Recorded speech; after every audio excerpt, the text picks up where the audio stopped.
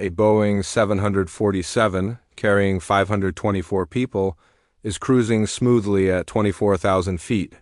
Suddenly, the tail of the aircraft detaches mid-air. The flight crew loses all control. No direction, no oxygen, no cabin pressure, and yet the aircraft stays in the sky for another 45 minutes. This is not just a story of a crash. It is a story of engineering failure, human determination, and one of the most unbelievable flights in aviation history. This is the tragic journey of Japan Airlines Flight 123, August 12, 1985, Tokyo's Haneda Airport. A Japan Airlines Boeing 747 is parked, unloading passengers.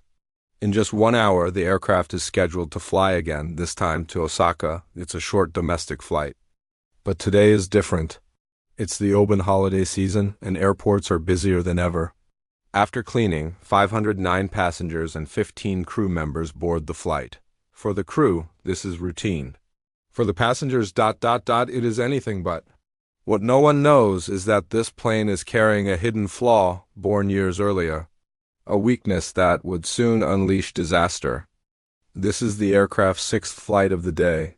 In the cockpit, Captain Masami Takahama, 49 years old, with over 12,000 hours of experience. First Officer Yutaka Sasaki, 39 years old, on the path to becoming captain, with 3,900 hours logged. And Flight Engineer Hiroshi Fukuda, 46, monitoring the plane's technical systems. With such experienced hands, the passengers should be safe. But is the aircraft itself just as trustworthy? 6:04 p.m., the cabin doors close. The plane begins taxiing toward runway 15L, flight time, 1 hour and 12 minutes. The weather is clear over Tokyo, but storms are forming across Japan. Air traffic control advises a detour over the ocean. 6:12 p.m. Clearance is given. The Boeing 747 takes off successfully. Everything seems perfectly normal. Until 12 minutes later over Sagami Bay. A loud, mysterious noise rips through the aircraft. In an instant, a hole opens in the rear fuselage. Excited passengers thinking about their holidays are suddenly filled with terror. Loose items fly toward the rear. The cabin shakes violently, and no one can tell what just happened. Even the cockpit crew hears the noise, captured clearly in the cockpit voice recorder. At high altitudes, the air outside is thin. Cabin pressure is kept artificially high so passengers can breathe. But if any part of the fuselage is weak, the pressure difference can rip it apart. That's exactly what happened. Cabin pressure collapses. Oxygen levels drop dangerously low. Still, the pilots don't know the cause. On the voice recorder, they can be heard wondering, was it the landing gear door? Did the engine fail? The truth was far worse. The rear of the fuselage had broken off, taking the rudder with it. Without the rudder, the plane couldn't turn properly or line up for landing. Worse still, the crew didn't yet realize this. The aircraft begins to roll uncontrollably. Autopilot can't handle it. On the ground, someone notices the strange movement and takes a photo. The rudder is visibly missing. Inside the cabin, the crew urgently tells passengers to fasten seatbelts. In the cockpit, realizing something is very wrong, the captain sets the transponder to 7,700, the Universal Emergency Code. He calls air traffic control. The decision is made, return to Tokyo. They are cleared for a 90-degree turn. The first officer tries to steer the plane right, but instead of a smooth turn, the aircraft banks dangerously. The captain shouts, "Reduce the bank angle," but it doesn't work. The plane is no longer responding. The flight engineer then reports, hydraulic pressure is dropping fast. Moments later, it's gone zero. At that point, all three cockpit crew members realize the truth. The plane is now completely out of control. Without hydraulics, flight controls are useless. The ailerons, the elevators, the flaps, all dead. And now, at 24,000 feet, the crew and passengers begin to experience hypoxia. Confusion sets in. Movement slow. Some begin to lose consciousness. The cabin crew instructs everyone to put on oxygen masks, but the crisis is only beginning. At 24,000 feet, Japan Airlines Flight 123 was now facing a catastrophic crisis. The cabin had lost all pressure. Oxygen masks had deployed, The flight controls were dead.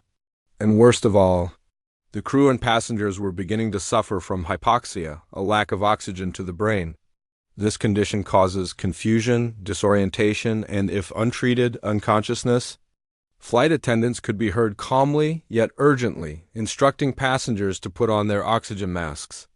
But panic had already begun to spread. Engine power, the last hope with every flight control useless. The crew had just one thing left, the engines. Captain Takahama made a desperate decision. He would attempt to fly the aircraft using only engine thrust. This technique, known as differential thrust, had never been used in such a dire situation. If they wanted to turn right, they would increase thrust on the left engines. To turn left, they would power up the right engines. By carefully managing power, the pilots could try to tilt and turn the aircraft, just enough to stay in the air. It was nearly impossible, but it was the only option they had. Amazingly, the pilots began to regain some control. The violent rolling motion started to stabilize, just enough for the aircraft to stop spinning out of control. Now, they needed to descend quickly. At lower altitudes, the cabin could stabilize. Oxygen levels could improve. But descending without working elevators, the tail flaps used for pitch control, was another impossible challenge. That's when the captain had an idea. Let's lower the landing gear. Dragging the aircraft down normally, the landing gear is deployed using hydraulics, but those systems were already gone. The only chance was to release the landing gear using gravity alone, what pilots call a free-fall extension, incredibly. It worked. The gear came down. The drag it created helped slow the plane, forcing it to descend. At 6:45 p.m., the aircraft passed over the city of Otsuki. Altitude, dropping from 24,000 feet to 13,500 feet. It was a massive achievement. Oxygen and cabin pressure began to return to safer levels, but the battle was far from over. Lost in the mountains. The pilots now had to turn the aircraft back toward Tokyo, using only engine thrust. But that was proving harder than expected.